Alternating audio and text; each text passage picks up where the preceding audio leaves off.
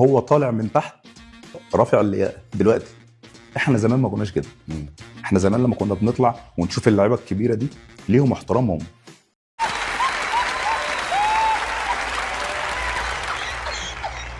انت بتكتب ازاي يا عم انت؟ يا شيكا انت متاكد من اللي انت بتقوله ده؟ طب تعالى اوريكم شيكا زي موضوع العرق بالظبط، بيكذب كذب يعني ملوش حل. تعالوا نشوف شيكابالا وهو بيحترم الكبير.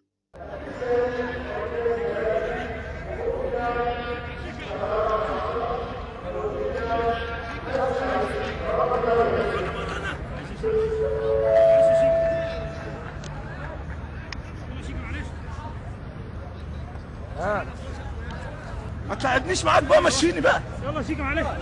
ده انت زهقتني يا راجل. معلش. يا راجل انت زهقتني.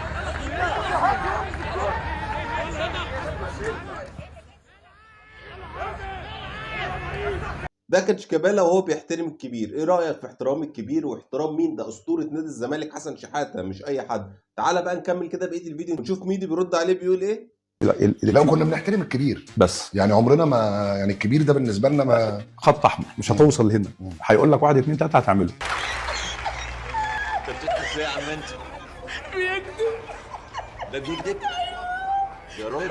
برضه بيكذب. تعالى نشوف ميدو وهو بيحترم اسطوره نادي الزمالك عشان هو بيحترم الكبير زي ما هو بيقول. تعالوا بسرعه مع بعض نشوف ميدو وهو بيحترم الكبير.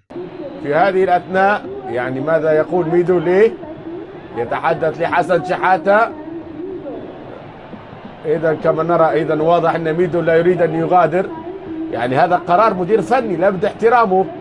يعني رأينا لاعب مثل هنري كامارا خرج ودخل حاجة ضيوف. في إيه؟ لا لا لا لا لا لا لا لا لا لا لا لا لا لا لا لا لا لا يصح. لا نحتاج لهذا التوتر في هذا الوقت يا ميدو. لا يا ميدو، أنت لاعب كبير، لاعب محترف، تعرف كل احترام لتقديرات المدير الفني واختيارات المدير الفني في هذا الوقت. يعني لا لا لا يا ميدو، لا لا لا. أفسدت الصورة يا ميدو. حسام حسن، شوف حسام حسن أسطورة يهدي. ما الذي يحدث؟ يا ساتر، لا لا لا لا لا لا. الصورة سيئة يا ميدو.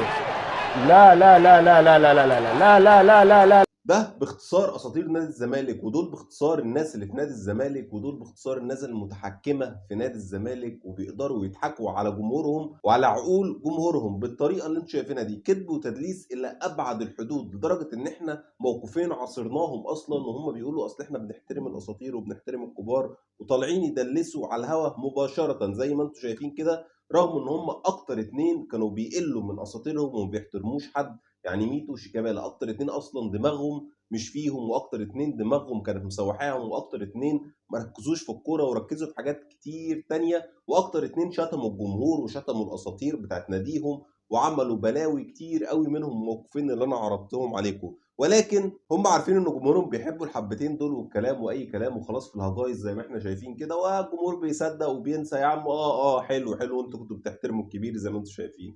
شير في كل مكان ولايك وكمان كومنت ومنشن لصاحبك الزملكاوي ووريه الاساطير بتاعتهم والناس اللي متحكمه في النادي بتعمل فيهم ايه. سلام.